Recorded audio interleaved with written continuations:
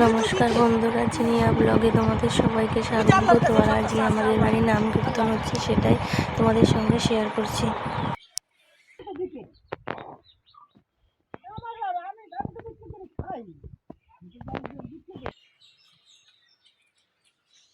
আমি যে মানুষকে যা আসে যারে খাতে দান করি আমি কেন